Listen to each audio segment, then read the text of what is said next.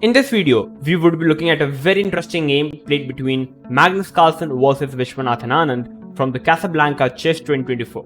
But a twist here in this particular tournament here is, both the players are going to get an initial position and they have to play on that position with the time control of 15 minutes plus 10 second increment.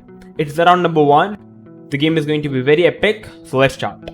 So Magnus is playing with the white pieces and Vishy Anand is playing with the black pieces. So both the players are first getting an initial position. So let me take you to the initial position. White plays e4, e5, knight f3, knight c6. We have the cuckoo piano, and here we have the move b4, the Ivan's gamble. Basically, white sacks the pawn on b4 in order to get a huge amount of center. So takes, c3, short castle, queen to f6.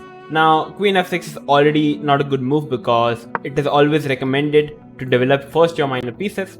So a good move would have been d6, knight f6, and the game would have been fine, but queen f6, d4, knight to e7, and now bishop to g5. So this is the advantage that white is getting. White can simply happily develop his minor pieces by attacking the queen with the tempo. So bishop g5, queen to d6, queen b3, short castle, and now we have the move rook to d1. A much better move would have been d5, which is a very interesting move, kicking the knight back, and now knight to a3.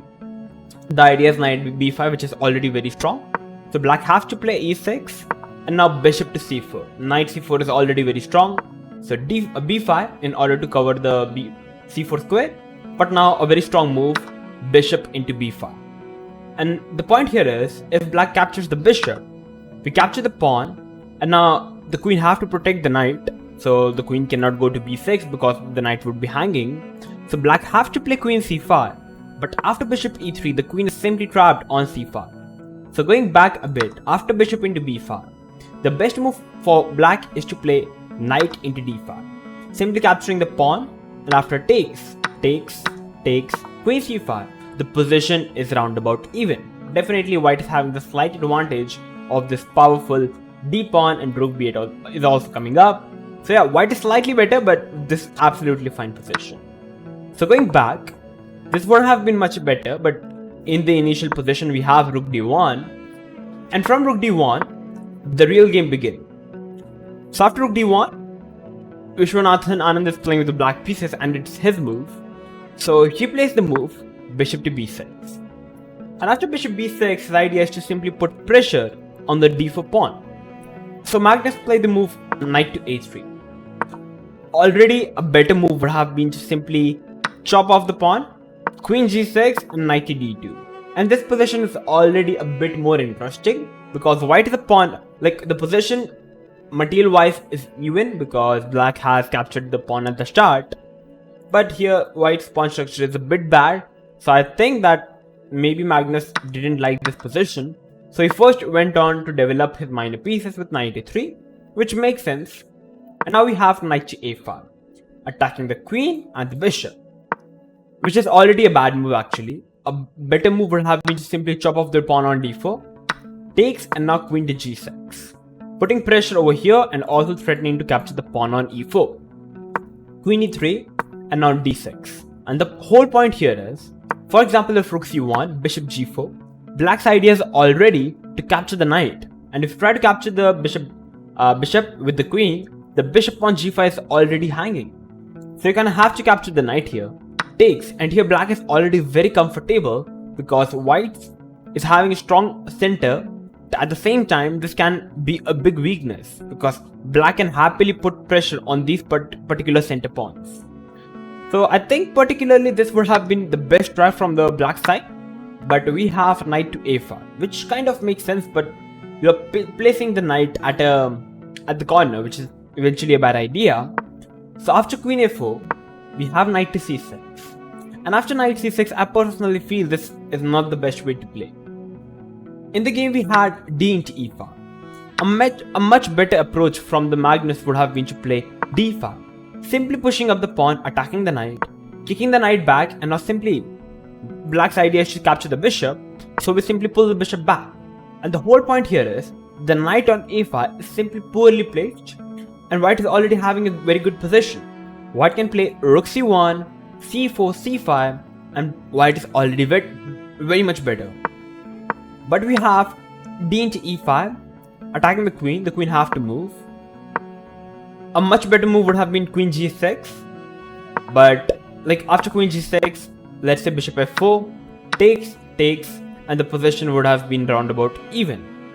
But queen to c5 turned out to be a blunder, a big mistake.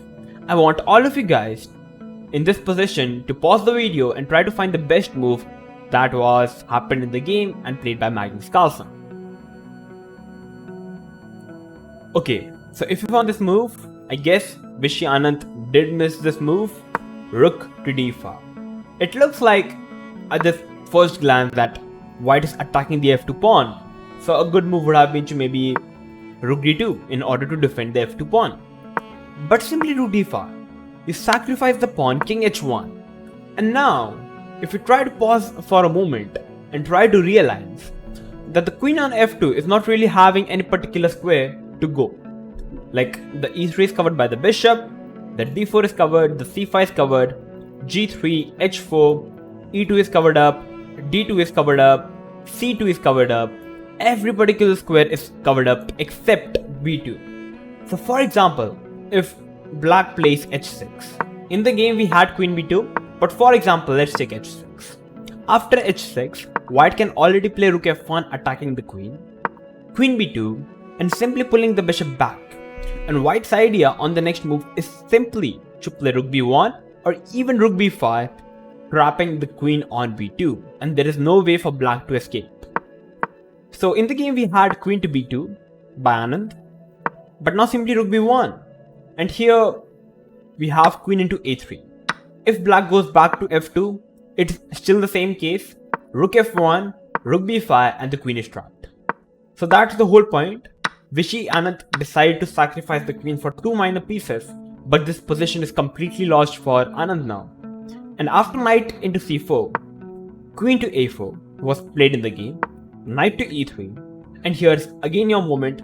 Pause the video and try to find the best continuation from the white side. Okay, if you found this move, congratulations. Rook into b6, simply destroying your opponent. Basically you can't really capture the rook with the pawn because the rook would be hanging. And if you try to capture the rook in this position, white can already capture the knight. So basically white got 2 minor pieces in exchange of rook, which is already a good deal for white. So we have knight into d5, but already rook into c6. So basically, white captured 2 minor pieces, and if you takes now, so basically what happened in the game here is, white is having 2 minor pieces, like here, and it's already like queen against the rook, which is completely winning for white. So that is the whole reason. After rook into c6, Anand decided to resign the game. In only like 20 moves and it's over. The initial position that had been given to both the players were on the move number 10. And in just 10 moves, Magnus was able to beat Vishy Anand, which is actually a very big deal. So I personally felt like it didn't move that was happened in the game by Magnus Carlsen was he found this amazing rook d5, sacrificing the pawn and realizing the queen is actually trapped on f2, and he simply went on to win the game in only 10 moves from the initial position. So if you learned anything new from this particular video, make sure to like the video, share this video with everyone, and make sure to subscribe to our channel. I personally love this game. I'm going to come up with these more exciting games like this. So till then, stay tuned and keep watching OneShot Chess.